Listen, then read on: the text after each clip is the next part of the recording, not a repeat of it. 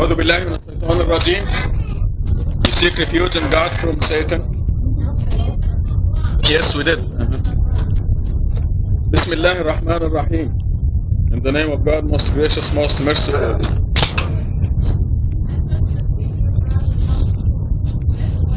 Tonight, Friday the 19th, 1409. And we're starting at where? Chapter 71, page 570. Oh, Surah 71. From the beginning of Surah 71.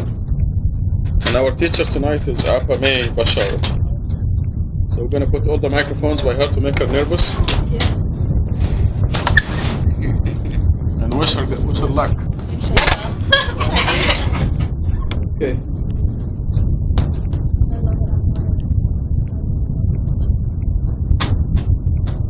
Surah 71, Noah. He said Noah to his people, "You shall warn your people before a painful retribution afflicts them." He said, "O my people, I am a manifest warner to you, to alert you that you shall worship God, reverence Him, and obey me. He will then forgive you your sins and respite you for a predetermined period. Most assuredly, God's appointment will never be delayed once it is due, if you only knew." He said, "My Lord, I have invited my people night and day, but my invitation only increased their aversion. Whenever I invited them to be forgiven by you, they placed their fingers in their ears, covered themselves with their clothes, insisted, and turned arrogant. Then I invited them publicly. Then I proclaimed to them loudly, and I spoke to them privately. I said, implore your Lord for forgiveness. He is forgiving." Should I go ahead and read the whole thing? You're the boss. "He will then shower you generously with rain, and provide you with money and children, and orchards and streams. Why should you not strive to reverence God? He is the one who created you in stages. Do you not realize that God created 7 universes in layers? He designed the moon therein to be a light, and placed the sun to be a lamp. And God germinated you from the earth like plants. Then He returns you into it, and He will surely bring you out. God made the earth habitable for you, that you may build roads therein." Noah said, "My Lord, they disobeyed me, and followed those who were even more corrupted when blessed with money and children. They schemed terrible schemes. They said, 'Do not abandon your God. Do not abandon Wad, Suwa, Yahoo, and Nasr.' They misled many. Therefore, let the wicked plunge deeper into loss. Because of their sins, they were drowned and assigned to the hellfire. They found no helpers to protect them from God." Noah also said, "My Lord, do not leave a single disbeliever on earth. For if you let them, they will only mislead your servants and give birth to nothing but wicked disbelievers. My Lord, forgive me and my parents, and anyone who enters my home as a believer, and all the believing men and women, but do not give the disbelievers anything but annihilation." Diction is good. I'll start with teaching.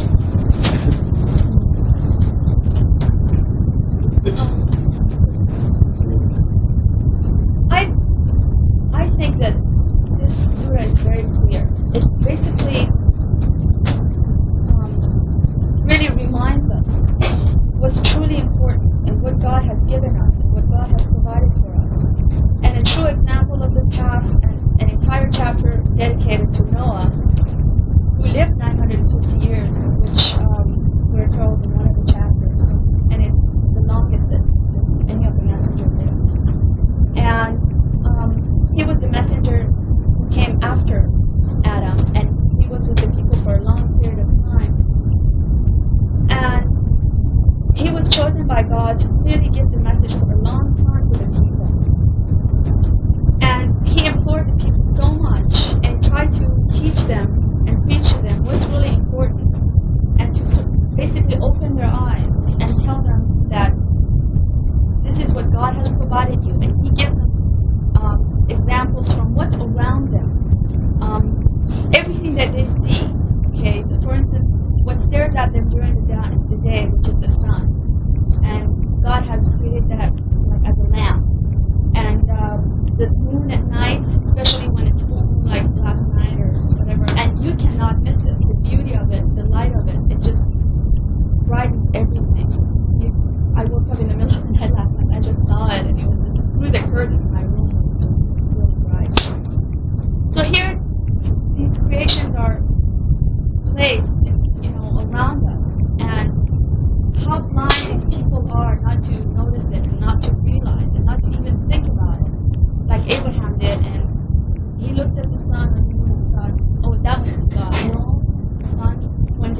now the moon is up. That must be God. No, so on and so forth. He seeked and he found because he wanted to find God, and God helped him. Now these people are so blind and deaf, and they basically just refused any invitation from Noah and any teachings that he was trying to give to them. And he was telling them, hey, God is merciful. He will forgive your sins. All you need to do is repent and ask guidance from him. And people basically just closed their ears and just covered themselves as if they didn't want to hear it. However much he insisted, publicly, privately, he did his best. And he loudly told them and he quietly told them. However, he mentioned the message they wouldn't accept. And this reminds me of a khutbah that we had by Dr. Khalifa, and he was giving us the example in regards to the same message that when you see someone going towards a cliff and you know that the cliff is present there, and the person's going to fall off of it and hurt themselves badly or die or whatever, but that person's not aware. First you inform them when that person's with you, like miles and miles away, when you can't even see that cliff. You tell them, hey, listen, so many miles away, there's a cliff there, watch out for it. Okay? Then you just observe the person going that direction. The closer they're getting hit, because you care about that person. You don't want them to fall off. And then the closer they're getting, you shout louder and louder. And then you just want to run to them and hold them from falling off. This is clearly what I remember from khutbah. And this is what I get, this message from this surah, is that here's this man trying to shake these people. First he gives them the message and he basically tries to do his best to, carry on the message and relay it, but these people are just deaf and blind. And he tells them that God has created you in stages, and this is the most beautiful part, Ayah 17, it says, and God germinated you from the earth like plants. And this is what I find about the Quran. It's a book of laws. It's a book, it teaches us about so many things, about the past, the future, the present. Also has poetry in it. And this is what really touched me. Also, Ayah 16, which is he designed the moon there to be a light and placed the sun to be a lamp. And God germinated you from the earth like plants. And this is so true because God created us from the pottery clay. And here's a plant that you see every day. If you have a plant and take care of it, water it, you see how it germinates, how it just basically comes up. And new leaves that you see is bright, green, and then it turns dark green and it gets bigger. And this is how we are. We were a baby, we grow up, and all these beautiful children that we have here. These are all signs from God. And again, people are blind to see all these beautiful things. And God has created this earth, and He has made it habitable for us. And these roads, and we see new highways coming, new freeways, and wonderful roads that we have, always building on and on and on and on. And these are everything that we have been blessed with by God. And He clearly says, obey me and follow me, obey God and follow this message, and you will be taken care of. You will have a wonderful life. God will shower you generously with rain. What is rain? A sign of bounty. Rain comes and, all the plants grow and we have food. And the money that's provided and the children that we'll have, inshallah, and orchards and streams, all of these are beautiful. You sit by a stream and you enjoy the beauty of it, by the greenery or whatever, anywhere in the nature. So why shouldn't you, as Ayah 13 says, why shouldn't you strive to reverence God? Why shouldn't you? These are all these wonderful things that God is promising you. And these are all the facts that I'm telling you about, the moon and the sun and, how you germinate like the plants.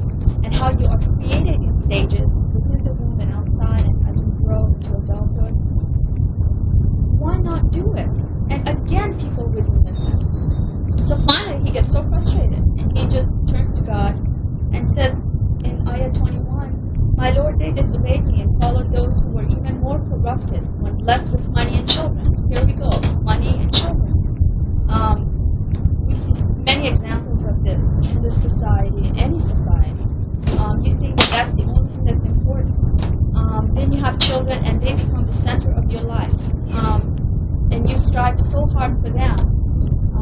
You don't have any rest at all sometimes because you're still working night and day for your children and to money and the greed, and you just basically may forget about God. God willing, will always stay in the path that we want. So he says, God, if these people go on without any retribution, they're going to keep on being corrupted with money and children, and they will have terrible schemes, as it says in Ayah 22. And they didn't want to abandon their gods. They didn't want to let go of their own idols. And God, and in the surah, in Ayah 23, it says, do not abandon God. And I don't know what those things are, but I think they're idols or something. What are those? God. The names of their idols.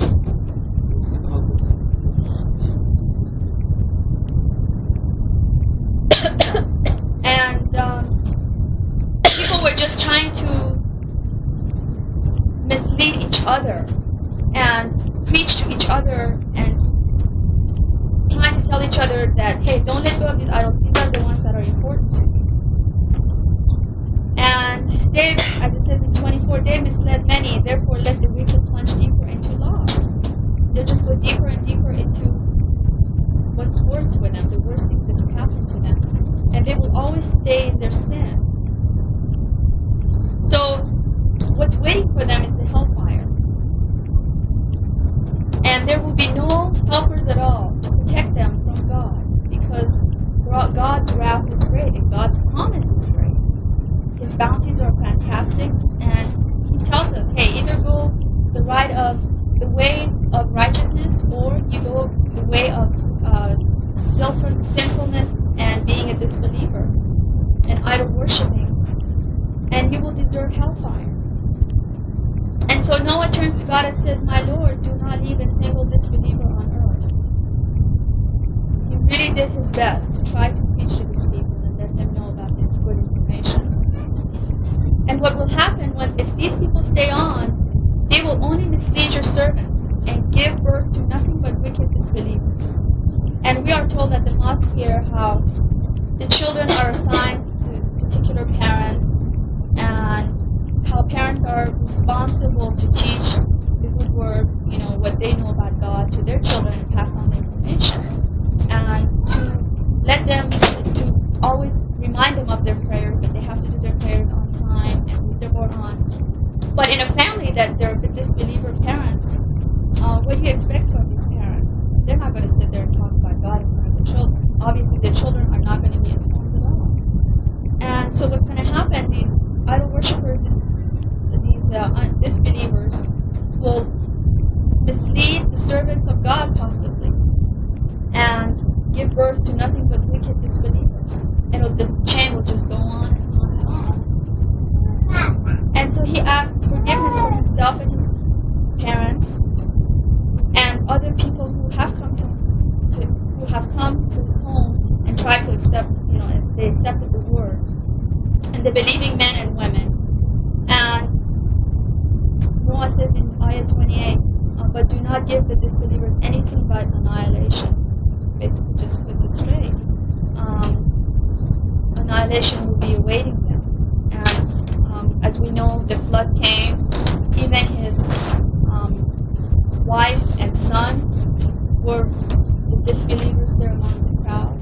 And as we learned in the other chapters, that God told him to make the ark, and you'll have a pair of the animals. And the believers all went with him, and they were saved. And that was God's promise to all his believers. And so he told his son, come on with us. And his son thought that he could be safe on top of whatever it was, top of someplace high. And he thought that he could be safe from this flood. But the flood came and destroyed everything. And no one, the believers, were all saved. So this, I think that this surah was very self-explanatory, very direct, poetic in some areas, and basically put us in touch with our creation, and how hard this messenger was truly working to inform the people of the good message. Pass this back to them.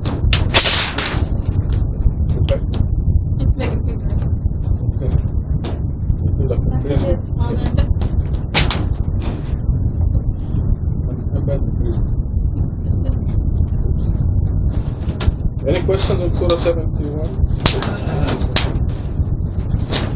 Okay, I have a couple of comments, as usual.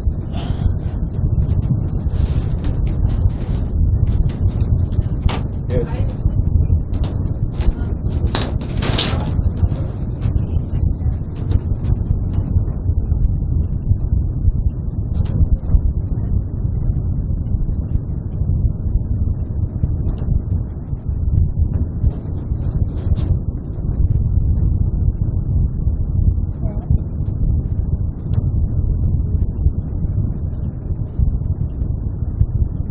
Are you concerned about this girl?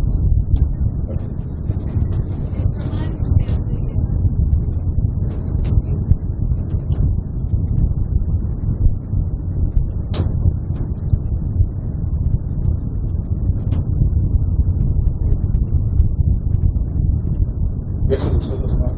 It says those who enter my home as a believer, so if they enter this home as a believer, we don't know if they then they Join. Well, if he was 950, his parents were 1,000. They need. They're pretty old. They're over 40.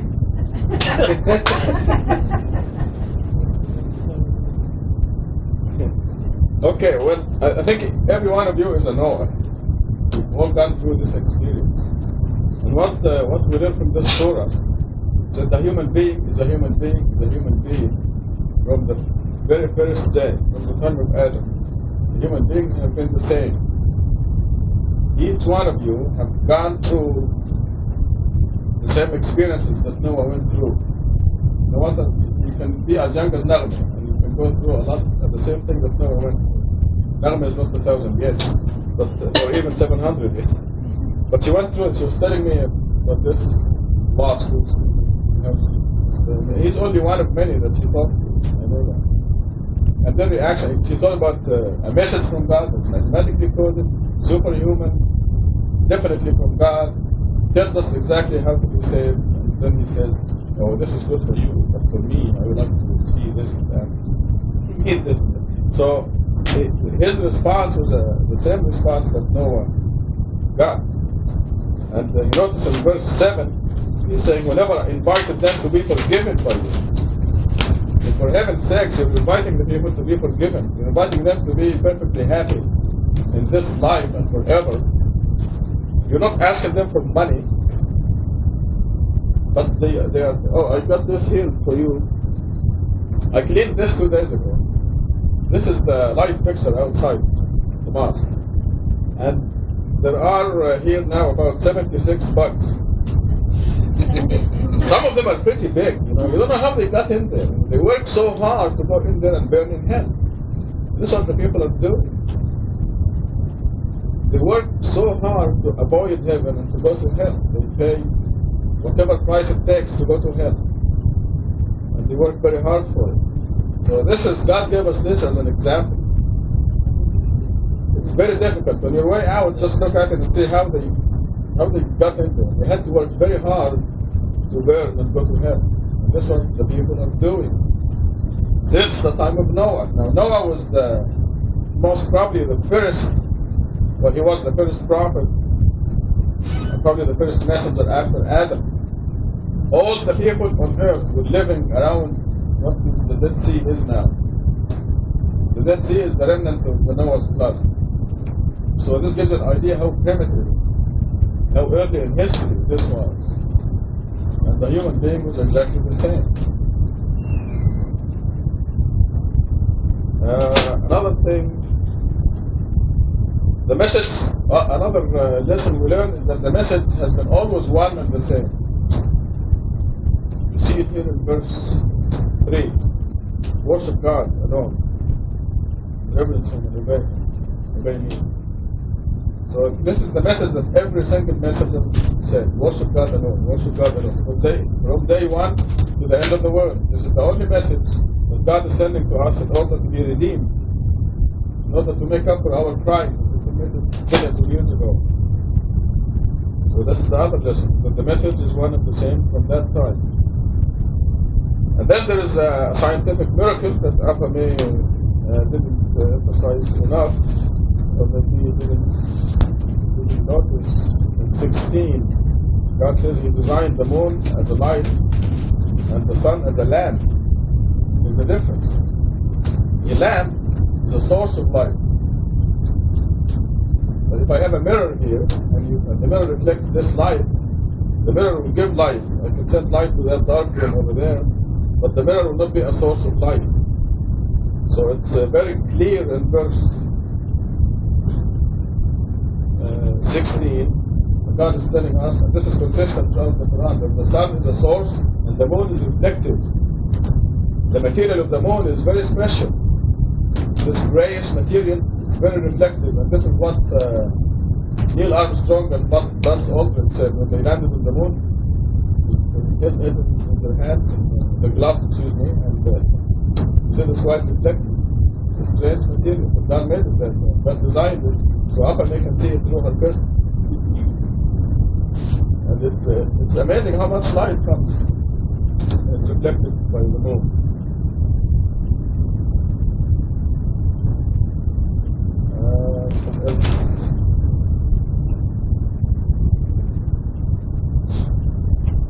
Yes, another significant matter is in 25. We learn a very good lesson here. 25 says, because of their sins, they were drowned and assigned to the hellfire. They found no helpers to protect them from God. Now, the Arabic, I wish I could have translated it better. I like this translation. It's better than the first one, to me.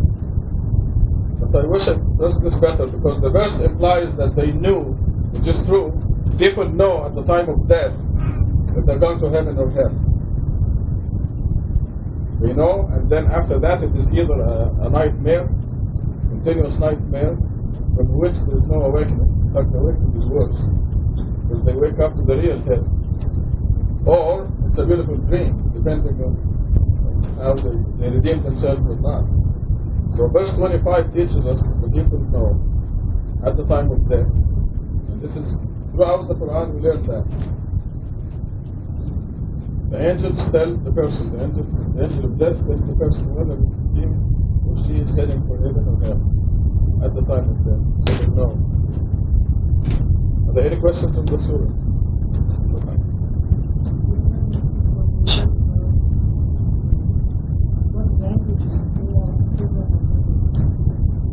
Most probably Aramaic. Aramaic is the oldest scriptural language, and it's a living language even now. I have a tape here that teaches Aramaic, and it's very close to the Arabic. It's the same alphabet, the same order as Arabic, and the words that we use here in this mosque, a lot of them are Aramaic. For example, the name of God, Allah, that was the name in Aramaic. This is the name that all the prophets, the messengers. This is a very good question, so pay attention. All the prophets use the same name for God, Allah. Noah, Job, Abraham, Moses, Jesus. The tape I have specifically is about the language of Jesus. And I have a book that goes with it. And God's name was Allah. This is what all the prophets and messengers use for the name of God, from Adam until the end of the world. The prayer was Salah. In Noah's language, Adam's language, Abraham's language, Jesus' language, and our language. There are many things in common. And I have a book here if you want to see it better, or here's the tape, and you have to So most probably the language is Aramaic.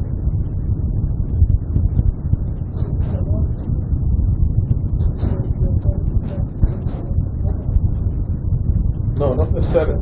Not necessarily. In fact, this is another good question, because you do not see the order to observe Salah before Abraham. You notice here, Noah did not say, I want you to observe the Salat prayer and the Zakat charity, like Abraham. You see it only for Abraham and now. You don't see it before Abraham at all. You notice here, verse 2, he said, "O my people, I am a manifest warner to you, to alert you that you shall worship God, reverence Him, and obey me. He will then forgive you," and so on. So throughout the Quran, Noah is always saying, just believe in God. Because the people were so primitive that believing in God would have assured them enough growth to make it to heaven. But then the duties in Islam came through Abraham. For the Jews, the Christians, and us.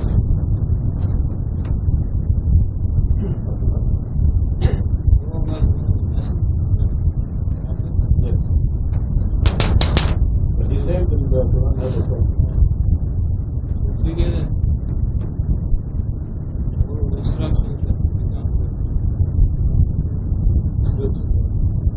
Adam is a prophet. He delivered a message, a new message, that was not in existence before.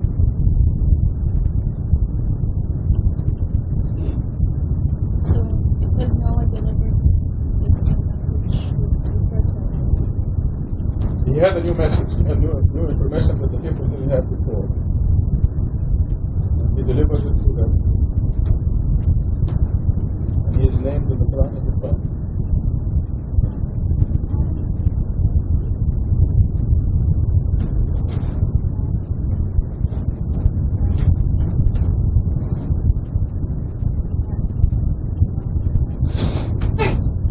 So when you get the words, yes.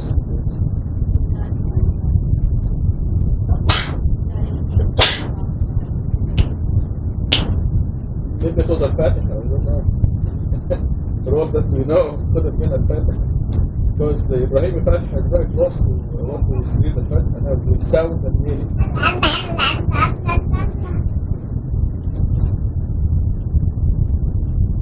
All we're told is that Adam was given words whereby he was redeemed. And I'm sure he passed on this word to his children, and grandchildren, great-grandchildren, great-grandchildren, personally. They had no bacteria or viruses, those people. They had a clean world.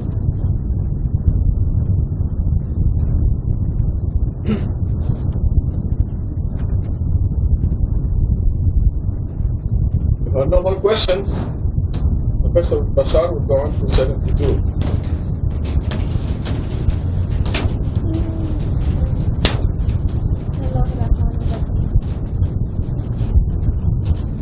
Say, I was inspired by that a group of jinns listened, then said, we have heard a wonderful Quran. It guides to righteousness, and we have believed in it.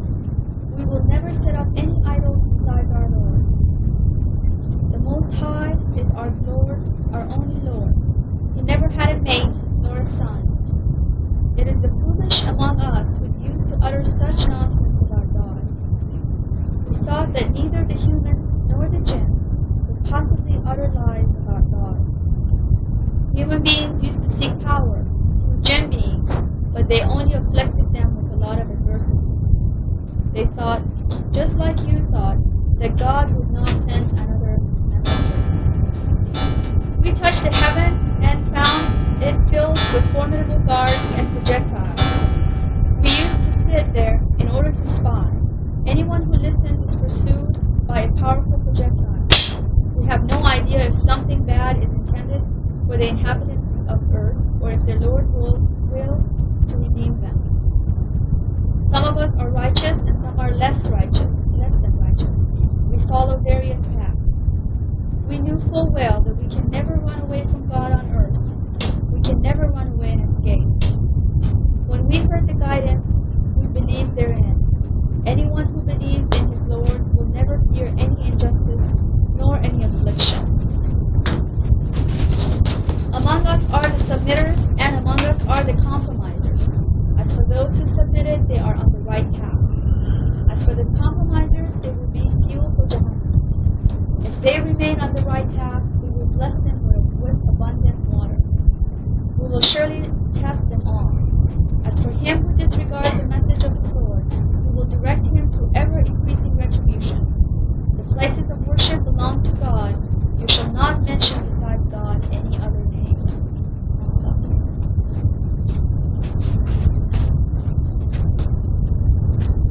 These jinns, this is also mentioned in other places.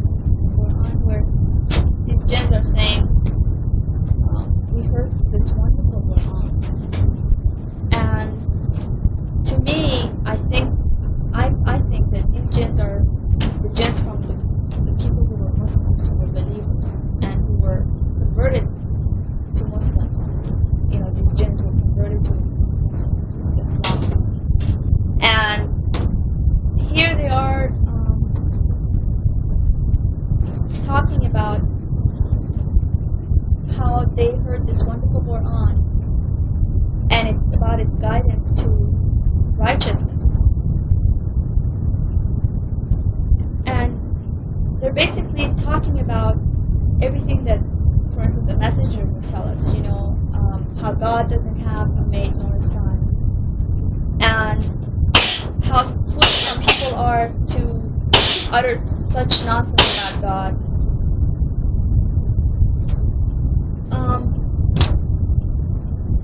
Here, this surah is very important because we have the messenger of God here with us, and Rashada is mentioned here. We see in the second page 4 times in the surah, and it's in ayah 2, which is righteousness. The word righteousness. Also, ayah 14 on the second page, which at the end it says right path. And ayah 21, which we'll cover later, at the end, guide you. And ayah 24, is it? No, it's 10. Oh yeah, redeem. So the word Rashada is mentioned here 4 times. And here, anyhow, these are these jinns talking about God and saying how ignorant these human beings were, that they gave power to jinns and they tried to go to them and get some strength. Just make a correction. Good correction. Through mathematics. I'm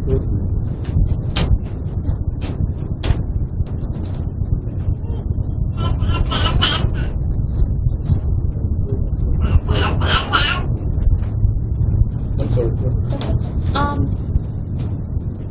To go back to, I'm jumping around here. To go back to ayah 3, it says, he never had a mate nor a son. The Most High is our Lord. He never had a mate nor a son. This is so clear. In Iran, we were in the school, we had this class, Deen, which was religion, but we only studied Islam. And we were always taught that there's only one God and he has no children. And to me, I didn't really know anything about Christianity when I was in Iran, and then I learned about it.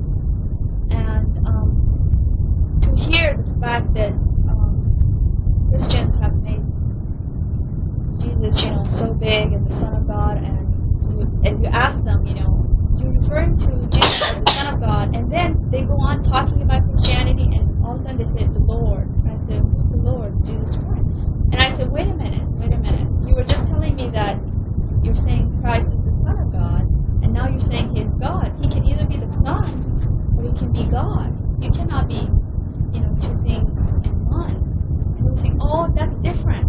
With God and Jesus is different. And you can't even compare this to a simple example of, hey, you can't be 2 people in. So that was really outrageous to me. And to this day, I still have discussions with Christians who practice their faith.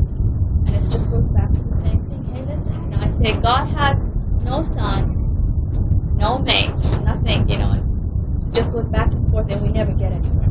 They just believe what they believe. But here's the jinn, the jinns are saying, the Most High is our Lord, our only Lord, and he never had a mate nor a son.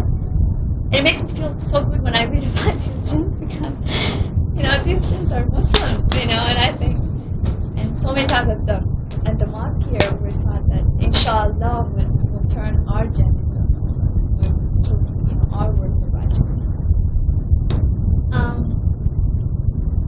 So that's the point for the Christians, the ayah 3. And again, how these foolish people utter nonsense about God, and how they go to the jinn and they want strength from them, and to seek power from them. It reminds me of devil worship. I don't know, maybe I'm wrong, but I think of it like witch power, all that stuff that people do when you see on TV, all these talk shows, they concentrate so much for a couple of months, and it makes you aware of what's really going on. Someone that you may be dealing with every day, you don't know what their practices are, and this person from Chemo College, the director, and here they are showing on TV now, that she practices devil worshipping and this and that. So they're trying to get power from the jinn, or getting strength from Satan, but it's all nonsense. And every time people think that there's never going to be another messenger, and they don't appreciate the messenger until the messenger is gone. Like you don't appreciate the talented actor, or singer or something until they're gone, and then you just basically make them so big after them. And this is really like that. Who was it? After Joseph? Or no? Who was it after some messenger? That they thought that there was going to be no other messenger after Joseph. Yeah. But that is not true, and we've seen continuously messenger after messenger, prophet after prophet. So these jinns are trying to go towards heaven and peek in and see what's going on there. And there are guards there and projectiles. And they try to listen, and boom, there's a projectile coming for them. And they basically cannot get in, and it's just impossible. But this makes me wonder. It says on Ayah 9, we used to sit there in order to spy. Anyone who listens is pursued by a powerful projectile. But these jinns are talking about how they enjoy this wonderful Quran, how foolish among us were the ones who used to utter nonsense about God, and the ones that go to jinns to seek power. And here they're saying we used to sit there in order to spy. They're still not allowed, even though they accept it. But God wants to tell us what powers they have. They have characteristics. And we used tools in the past. We used to. This means they can travel billions of light years. To spy means to get some information. For example, we went through a period of a year and a half to 2 years where we could not send any rockets into space. The limit was 74 seconds. In Europe, in Japan, in the United States, we went through that period. Something mysterious. They hit something. 74 seconds, including the shuttle, the space shuttle. 76 seconds. And this is the jinn will see that. We see what happened there. And something obviously came close to the Earth during that time and prevented any of our rockets from penetrating. The jinns could see that. So this is what spying means. They get some advanced information. They see something happening out there. I'll come back to this. I'm going to explain more when you There's finish. so much information in this. There's a lot of information here. And then when you finish this section, we'll go back to the beginning. This is a lot of fun. We're going to have a lot of fun with this surah, inshallah. It teaches us so much because my teacher taught me a lot today. And I never realized all these things. Okay, Ayah 10. We have no idea if something bad is intended for the inhabitants of Earth, or if their Lord will to redeem them. Of course, they have no information. They don't know anything. And here they are mentioning us, the Earth, the inhabitants of Earth. And what God's plan is for us, they don't know, we don't know. And later on, we learn that not even Muhammad knows what's going to happen to us. All they do is give us the message and tell us what's awaiting us, but they don't know what's going to happen to each one of us particularly. And the jinn say some of us are righteous and some of us are less than righteous and follow various paths.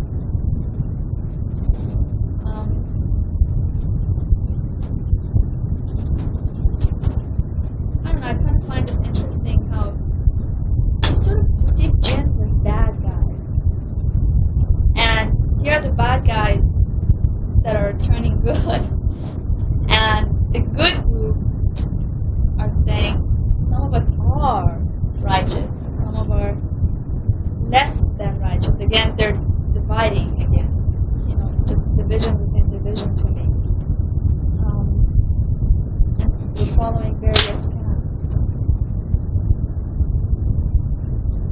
are so aware. They know that they can never run away from God on earth or anywhere else. You cannot get away from God. God is there. God is with you. Everywhere you are. Through goodness of life, through adversity of life. God is always with us. And the angels that are assigned to us will always remain with us. And these jinns are very well aware of that.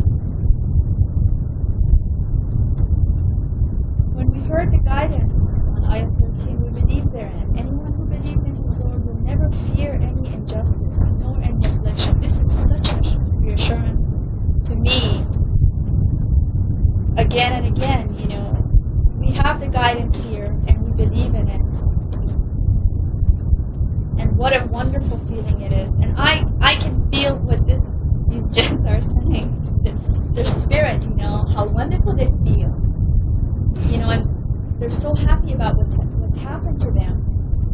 And they are so glad about it. And they're saying, anyone who believes in his Lord will never fear any injustice. So many times through life, recently for me, for instance, a few things may happen that are a few headaches. And as believers, we think, okay, wait a minute, what did I do wrong? I've had this cold for 2 weeks. And I'm taking a whole thing of penicillin or whatever, and it still stays in my nose, and it starts driving me wild, and I know what was the problem. And as I let go of thinking so much about that particular problem, which is with my education, some problems happened with the committee, this and that, and I was so preoccupied with it, and I would cry about it, and I was just like, oh, my life is ruined now. And you think like, this is it, just because this process in my life has been delayed for a period of time which is unknown to me. My life is ruined. My future is ruined. I will not have any career of, be at the hospital doing what I'm doing. And this injustice, the lady drops out of my committee, just like that. And that was an injustice to me, And I was fearing that. I fell into it for a while, and my cold came on, and I was just like, boom, this is it. This is why this is happening to me. And 2 weeks later, 3 weeks later, I feel like I've let go of it. And I feel like, okay, whatever happens, happens. I'm not going to worry about it. And here, I'm trying to be a submitter again, and saying that I will not fear any injustice, nor any affliction. And God willing, things will clear away from me. And for the believer, this is the chance that we have. This is the privilege, And we can, God's promise is always true, and He never fails us. So again, I can put my trust into this ayah here, and again, it will give me strength. Thank God.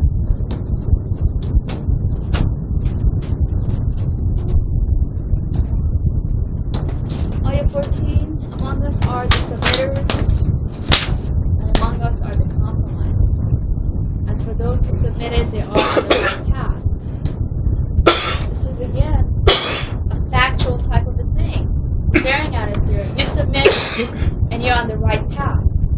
Compromising will not get us anywhere. And as it says in Ayah 15, as for the compromisers, they will be used for Jahannam. A person, if they come, a lay person out in the street, if they come and read this book, it just informs you about the past, present of what you're supposed to do, and what's going to happen to your future. And thank God for me, it was very clear. And the more I read it, the more it gives me guidance and strength to follow Islam, to follow God. And it basically tells us, here's a jinn telling the story of, some of us are submitters, some of us are compromisers, but we know what's going to happen to them. They're going to be killed for Jahannam. Who wants to be? Water gives life. Water gives life. During the month of Ramadan, we were basically thirsty rather than hungry, and I noticed that. The water is again a source of life. We will be tested, definitely, and we know that throughout the chapters we are mentioned to us several times, testing and even little quizzes, as one of the brothers mentioned. And if we disregard, as for him who disregards the message of his Lord, He will direct him to ever-increasing retribution. And that is so clear.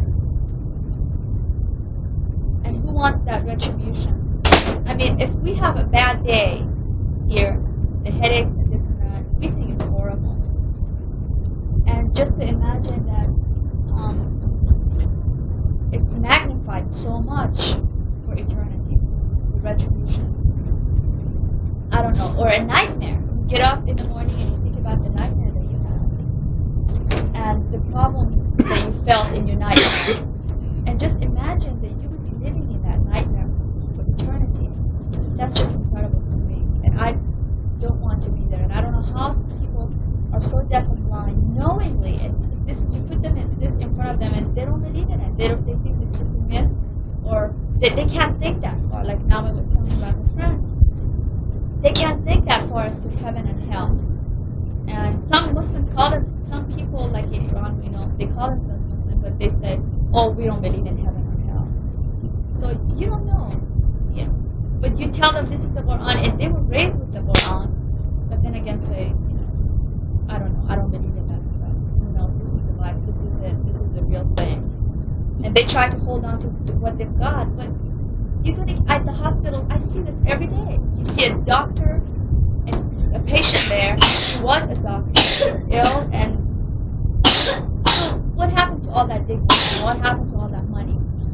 Sometimes you don't see one single parent or family member there, one single friend. They're just laying there without any food. They can't eat. Tubes are just, all over the place. And what happens to the guy? It's not important. And I come home and I tell Mom, your health is the most important thing. Being in Islam is so good, and what I tell my patients every day is thank God this, thank God that. If God wills, he'll get out, the patient will get out today, and this and that. And that, amazingly enough, that gives a lot of people a lot of strength, and sometimes I see tears coming down their eyes. Because all of a sudden they're reminded of God again. And that's the whole story. Just believe in God, and you will promise all these wonderful things, and you submit, and you're guided to the right path, and hey, everything's going to work out. Your health is going to be there, your happiness is going to be there, you're going to have a wonderful family and children, you're going to have a wonderful job, you're not going to have any headaches, you're not going to have any colds that will last for 2 or 3 weeks, and you don't have to take any penicillin twice a day. And this is a promise to us. And finally, Ayah 18, the places of worship belong to God. You shall not mention besides God any other name. This is very clear, extremely clear. As we mentioned in the Mohammedans, we know, I've never been to the mosque, and I don't want to claim that I have been, but this is what I've heard. The name of Muhammad is mentioned by God. And if they claim that they read this Quran and they know it so well, they should look at this ayat. And this is a sign for us. Sometimes when we encounter people who worship really Muhammad, we can just refer them to this ayah. The places of worship belong to God. You shall not mention besides God any other name. And thank God that this is what we say. I'm going to come back and explain a little more about this. It's really very clear. The location of this surah is here, this mosque. I'm going to talk to you about that. But before this, I see Amir is falling asleep. So he's joining the sleeping corner there. I'm going to give him a quiz. Because the subject I'm going to talk about 10 more minutes. Last time I didn't talk about it enough. Amir asked me a question. I knew it was coming. He said, what does it mean to keep your chastity? I knew it was coming. So when I answered him, I wonder if he remembers. So I have the quiz for you, Amir. What does keep your chastity mean?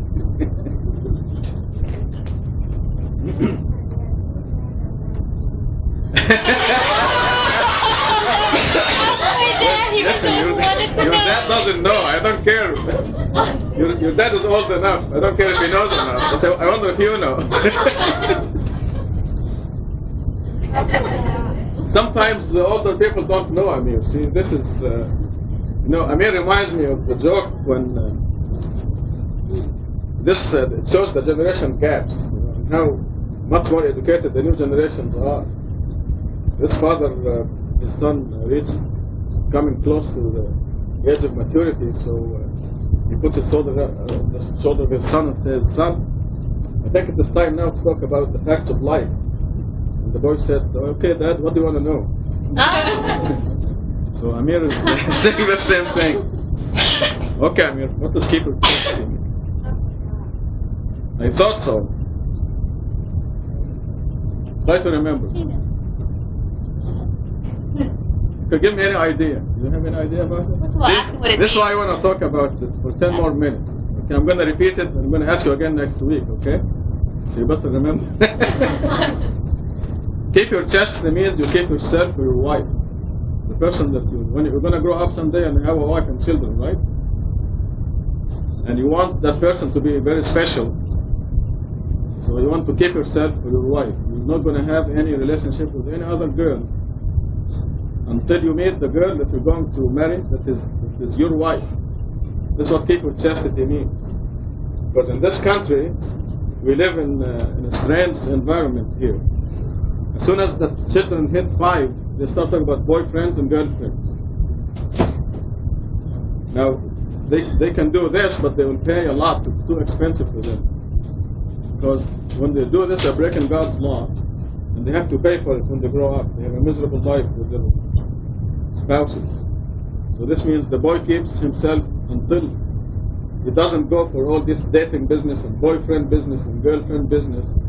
You have to resist that temptation. You're going to be under a lot of temptation in the next years or so, even maybe now. Do you have girls who like you at school?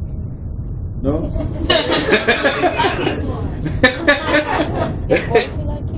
Do you like any girls at school? See, this is what I mean.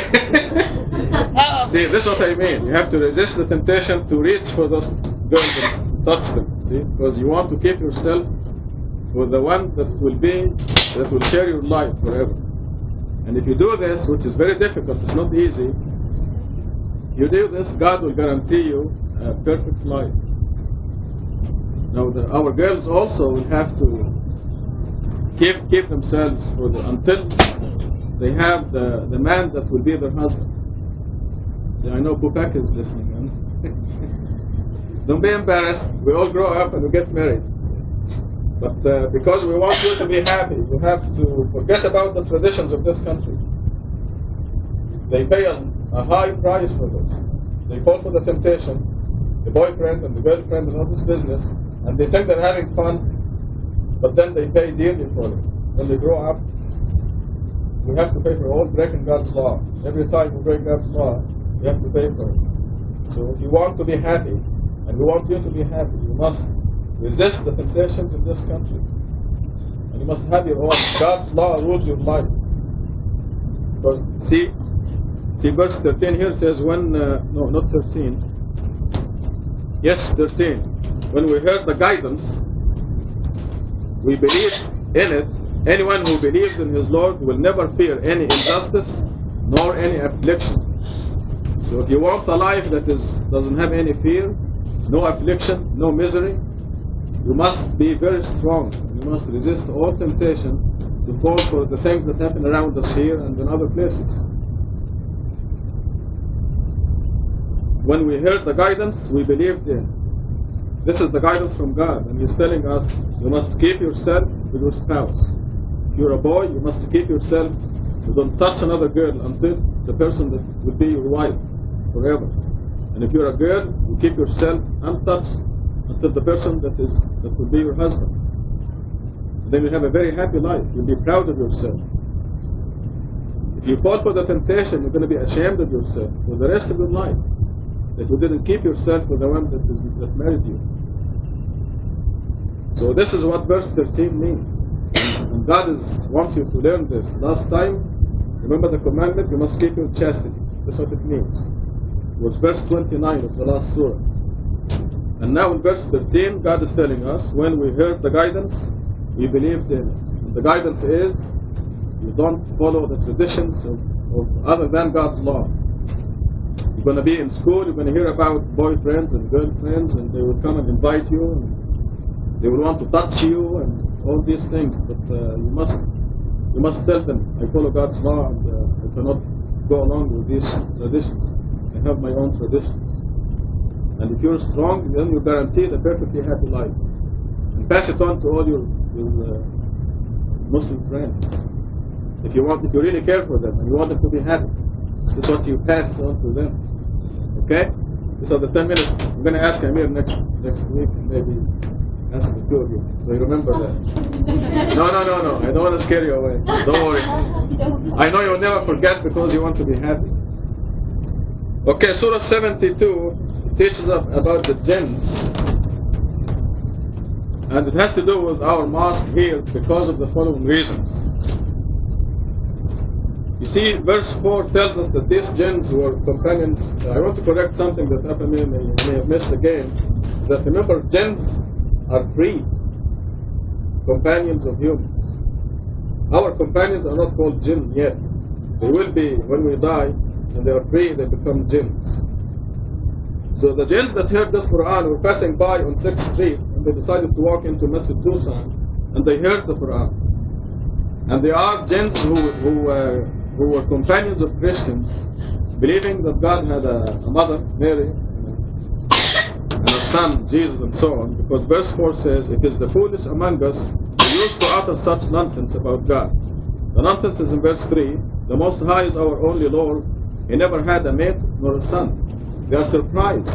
They walked in here, and they heard the Quran, and they heard about the mathematical coding, and they know it is the truth, and they believed, and they realize that this nonsense that God has a mate and a son is really nonsense. And only the foolish will believe that. So this surah has to do with us, and I was inspired that a group of jinns listened, then said, "We have heard a wonderful Quran." You can say "Oh Rashad," if you want to be accurate. I can't afford to be subtle about it anymore. The Quran did not exist during the Prophet Muhammad's time. Did you know that? Therefore, this does not apply to that time. The Prophet lived until he was 40 without any Quran, not one letter. And when he was 55, they had only about 1/3 of the Quran. The Quran was still being revealed until a few months, maybe weeks, before he died. The Quran was not in the format that God intended for the world. It was written in the chronological sequence. This surah has the root name Rashada 4 times more than any other surah. And if you add the geometrical value of Rashad Khalifa to the number of verses, number of surah and number of verses, you have a multiple of 19. Rashad is 505, Khalifa is 725, the number of surah is 72, and the number of verses is 28. So we have a lot of mathematical confirmation that this surah is about us, about this mosque here. That the jinns wandered in here, and they are here with us now, listening. They are very regular as far as the Quranic studies are concerned. I don't want to spook out anybody, but they love it. This is why you read that among us are the Muslims, and among us are the compromisers, verse 14. And Muslims means total submitters to what God says. There is no compromising.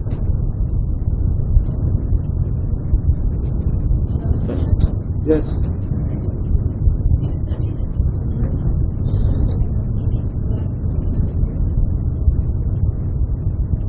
No, it was applicable, it was information about jinns, there was a lot of knowledge, but it will not apply to a place in Egypt, for example, or in Iran, or in Pakistan, because the jinns who are walking around there will not believe that God has a mate and a son, generally. The Quran is valid for all times, but there are certain things, for example, Rabbi Zuda the Pious is mentioned in the 46th thing. Rabbi Zuda was in the 11th century. The Quran came down in the 7th century.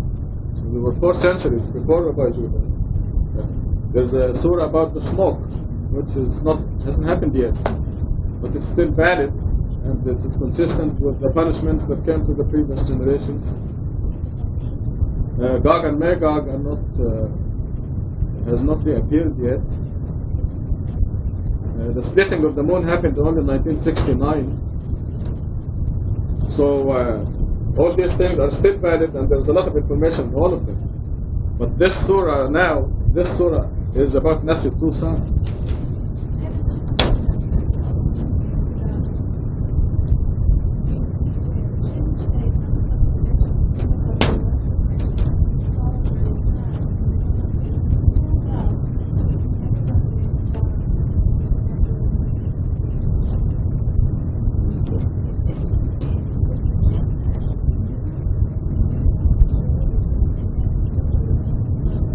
These are the jinns who wandered in here, they know the truth.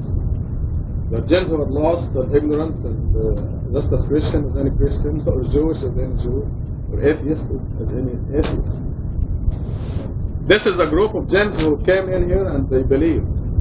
Yes. The Jews who were not converted, are they converted? No, they were converted afterwards. Yes. So the jinns do change afterwards. I was wondering about this for a while. Because the jinns are so strong with Satan initially, God gave them a longer period of time and more chance of seeing the universe. See, this whole creation is for the humans and the jinns to redeem themselves. We were kind of marginal, but the jinns stood firmly with Satan. So their opinion is stronger on the side of Satan, and God is giving them more of a chance. Because on the day of judgment, the humans and the jinns who go through hell will not have any excuse. The jinns will not say, if you gave us enough time, we would have abandoned our strong alliance with Satan. They cannot say that.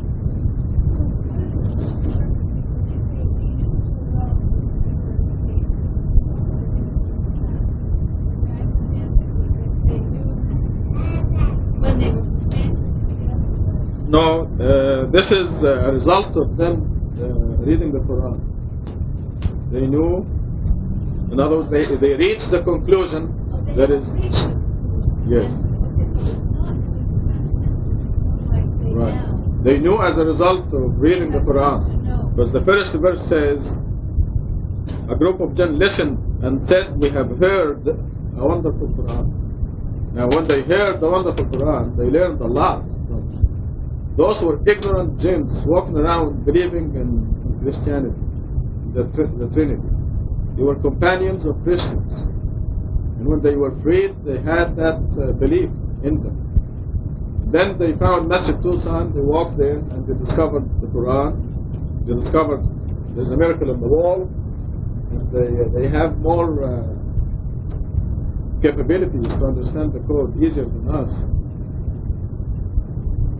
So these are converted jinns. I mean, it's really very clear. I was inspired that a group of jinns listened and said, we have heard a wonderful Quran. We are a generation that when we were born, the Quran was in existence. During the Prophet Muhammad's time, people were born and there was no Quran. It guides to righteousness and we have believed in it. So they changed. We will never set up any idols besides our Lord. Now notice the things that we say here in this mosque and they repeat. Like in verse 13. This is something we always say in this mosque and they believe it now. They are simply repeating what we say here. Anyone who believes in his Lord will never fear any injustice nor any affliction. They actually go back to their people and they say this. And they heard it here.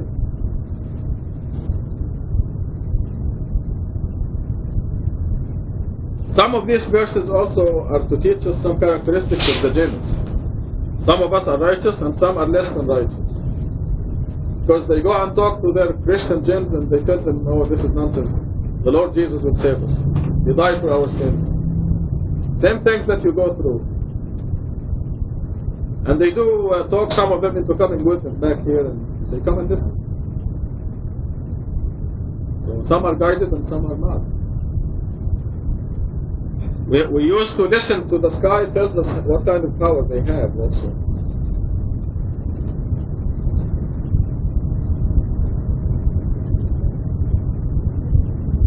It's a very confusing subject, so don't be...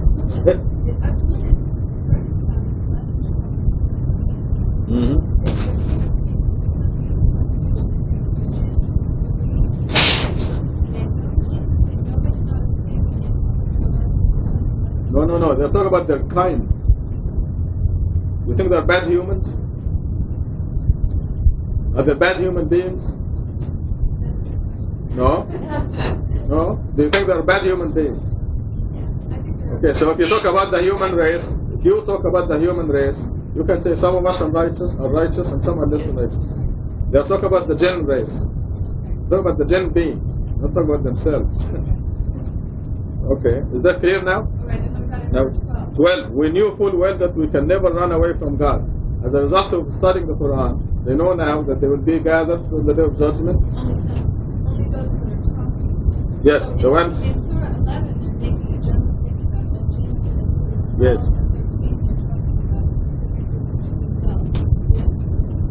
Right. You can imagine yourself talking about the human race after reading the Quran. It's exactly the same. And you will find the same thing is applicable. What God is teaching us here is that the jinns are like us. Some of them are Muslims, some are atheists, some are Jewish, and so on. Deaf.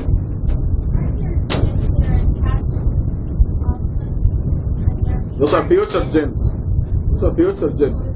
They are trapped in our body until we die. They are companions. They are companions.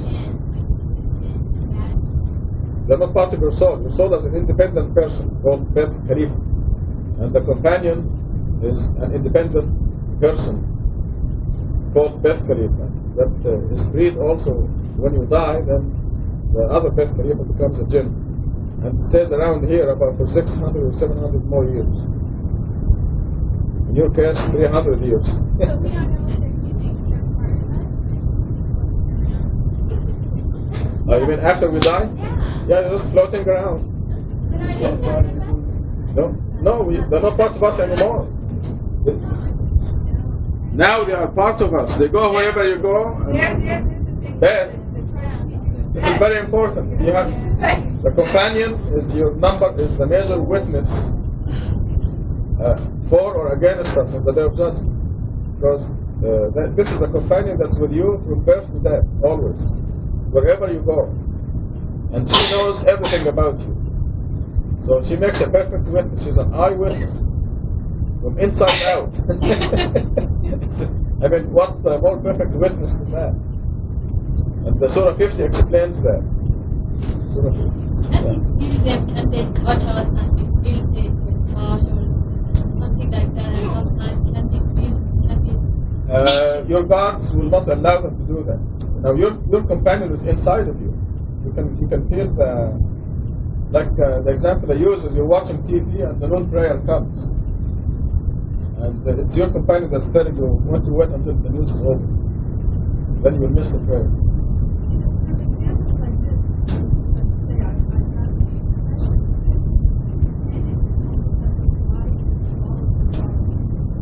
Of the evil, Satan, yes. Yes. Yes. Exactly. You're right, yes. No. Okay. Right. You're continuously changing them. Hopefully.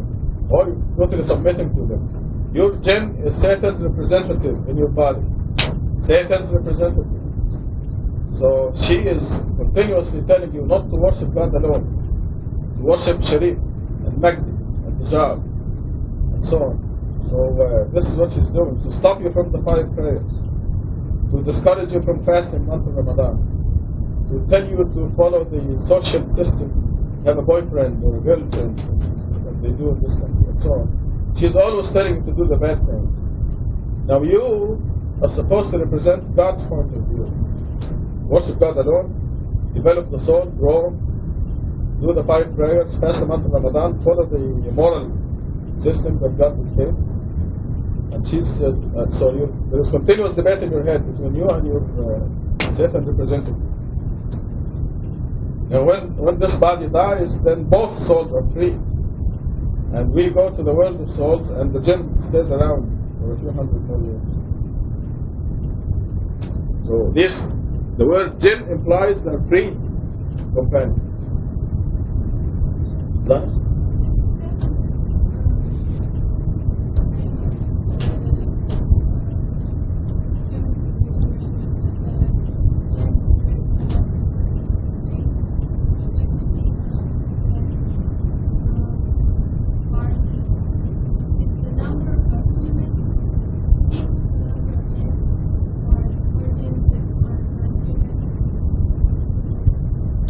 Yes, the number of humans and the number of jinns are equal, but not in the end. Not at this time. I mean, on Earth, there are jinns from the past generation.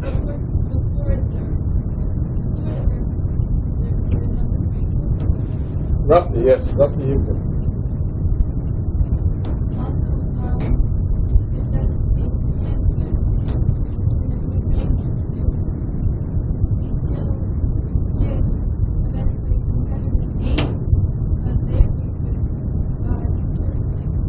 No, not necessarily.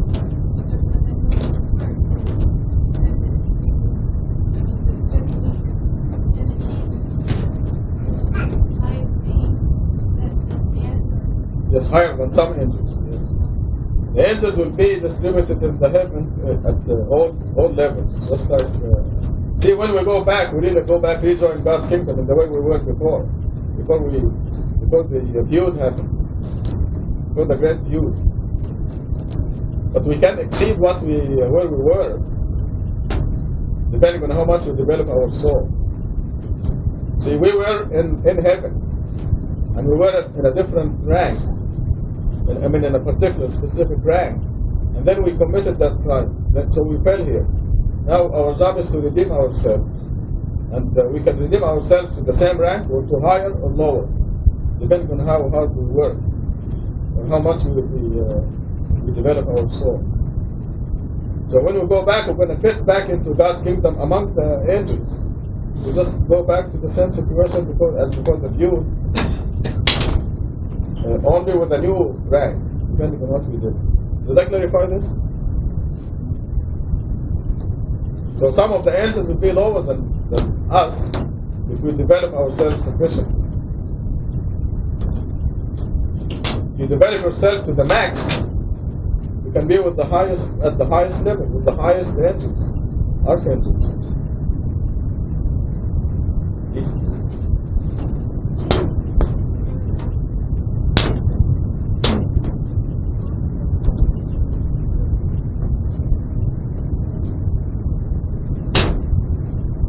Yes, it's possible to be in a different stage. This will reflect the weakness of the human.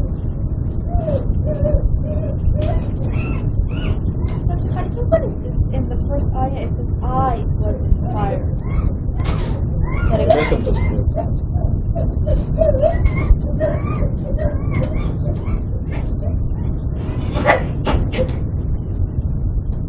See, the say is to the messenger. I was inspired that a group of jinns listen. Actually, I find that I said this before I made the connection between the surah and myself. I said this in the past. As long as 10 years ago, when we read this surah, I said that the jinns come in here and they listen to us and they make this conclusion. This also during the time of Prophet Muhammad. Muhammad had been addressed that say, I will be surprised, because the Prophet Muhammad is the first person that received these verses from God. But this now happens at the second time, and there are many prophecies here, but we cannot say that Prophet Muhammad did not have been addressed. Cannot say that he has either. Most probably he was not, because there was no Quran. But Quran, now we do Quranic study. If we recite a part of Quran, we can say this is Quran. For verses of Quran, we can say Quran. They didn't hear all the Quran, but part of the Quran, we can say Quran. The summary of Quran and the chapter of Quran or some verses of Quran. Okay, I follow with that.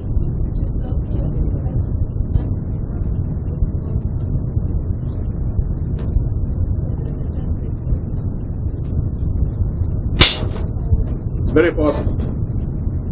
No, I didn't hear the whole question. I didn't hear the whole question. They don't know the future.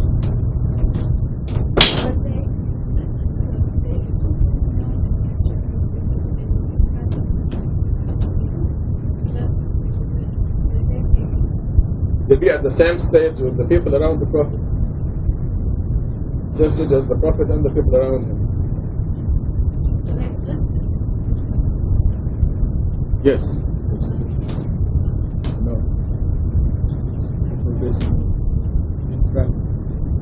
Yes, that speaks, like that, feel just floating around. At any point, they hear another Bible story. This is demon possession. Some of them are mischievous.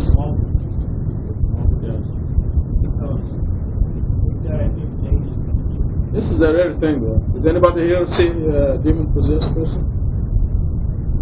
It's rare. Only if you went to saw the movie Exodus, which is greatly exaggerated, based on a true story. Okay, back to Apame. Only 10 minutes.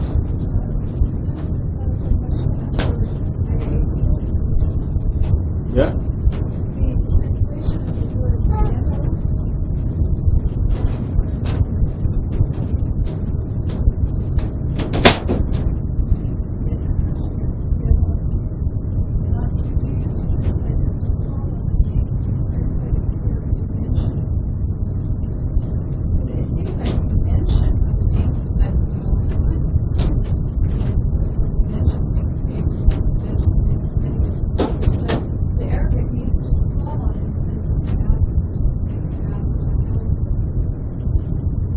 No, this is the places of worship is in the act of worship. When you do the prayer, or the fasting, or the Hajj, it must be devoted to God alone.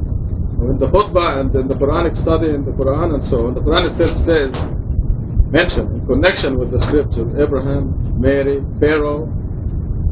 The Quran itself says that. So.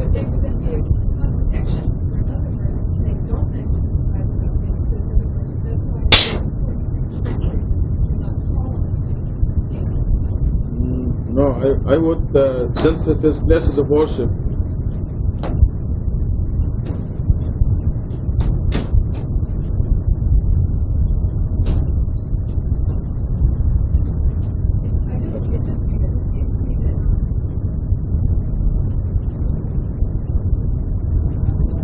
so if you read Surah 19, it tells you what could be mentioned in the book, or any connection with it, mentioned Mary or Jesus or Pharaoh and so on, and Abraham, names. So when you study the Quran or you're learning from history, you have to mention these names. Only because God said so. But when it comes to the act of worship, you must devote it to God completely. Yes? You may mention there are differences between two mentioning. For example, when you praise God, praising God, if you mention somebody else, is mentioning his worship. Allah avoid us this kind of mentioning. For example, in Azan, you praise God and you call to God and you add somebody's name, for example, Muhammad or Ali's name, and also you are calling for prayer. Prayer is a connection with God, the contact with God. And here, in this situation, when you mention other names, this is a position of worship. Must be devoted to God alone. Yes. An act of worship. But here we're studying. Like now, for example, we're studying the Quran. The Quran itself tells you to mention these names to learn from the history. So mentioning them in this context is okay. I see your point.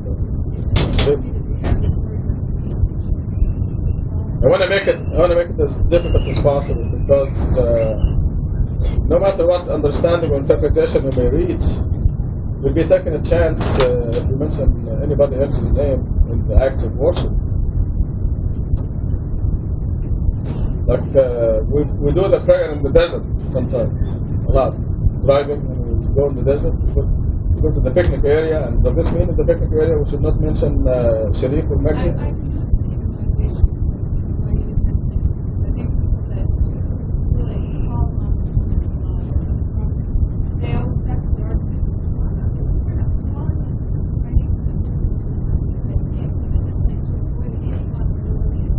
Yes.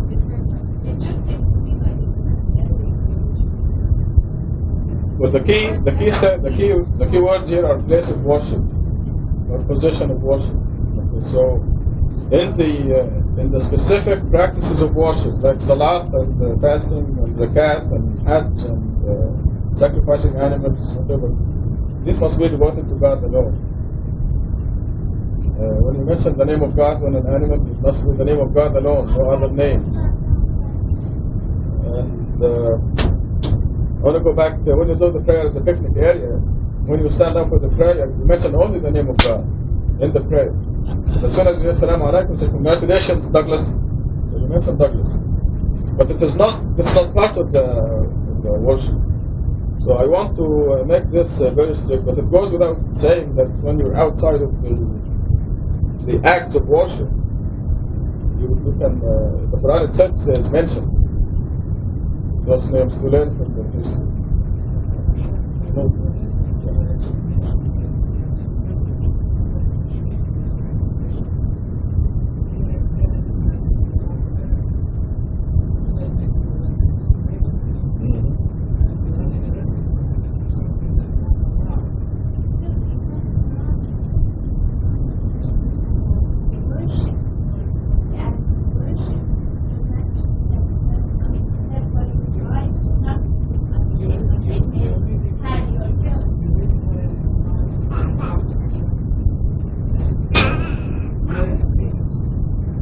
Okay, but you see, Rami, you have a very good point here. But remember that the teacher of Quran is God, and for the sincere believers, God will see to it that they will reach the right conclusion, just like we are reaching it right now.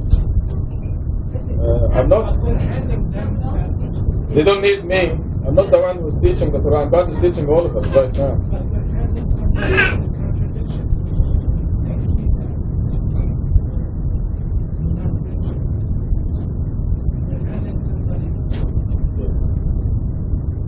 Well, listen, if God guides them to mention no other name in the mosque under any circumstances, we may be able to build a mosque right here in this area where there is a prayer hall where no other name is mentioned in it. And our Quranic study would be in a place where we have chairs and a movie screen or a big TV or something that would be for the Quranic study. And when we go to the prayer hall, no other name will be mentioned in that hall. If they do that, more power to them. That'll be wonderful.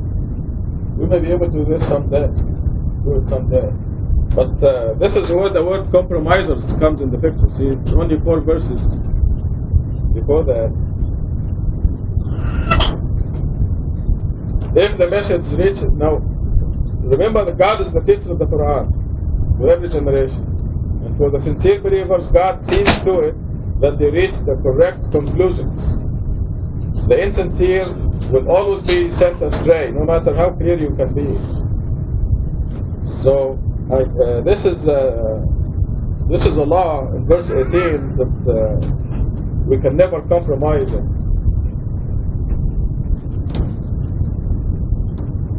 Now remember, there is a law in the Quran that says if you are forced by circumstance, without being malicious or deliberate, you are committing no error. So right now our circumstances dictate on us that we use this same hall for prayer and for Quranic study and for potlucks and so on.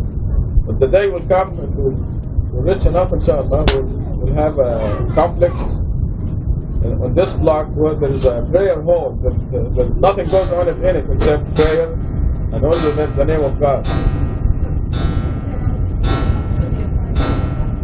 But yes. Yes. Yeah, but the khutbah follows the instructions of the Quran. وَاذْكُرْ فِي الْكِتَابِ مَرْيَمَ وَاذْكُرْ فِي الْكِتَابِ إِبْرَاهِيمَ, and use their history as lessons. This is Surah 28. We'll be following the Quran. The khutbah. Now the khutbah, the people are sitting listening. This is not part of the contact prayer. Yes.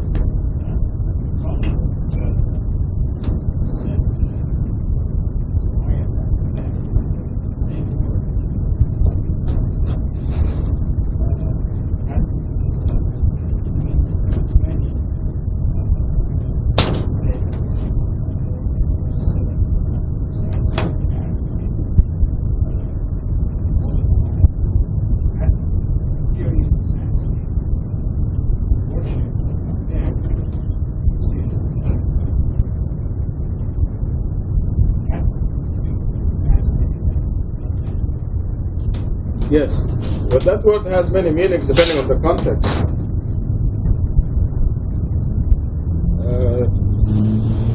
When you say the name of Muhammad in the Adhan, you are worshipping Muhammad. So you can use mention or worship interchangeably in this situation. When you mention Muhammad, Ali Muhammad, Ibrahim, Ali Ibrahim in the contact prayer, you're worshipping them. So there is no difference.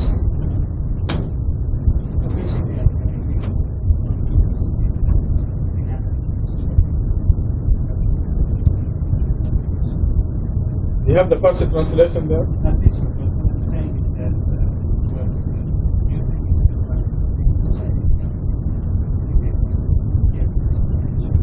I wanna go to the extreme and make it as difficult as possible to mention any other name under any circumstances in the mosque.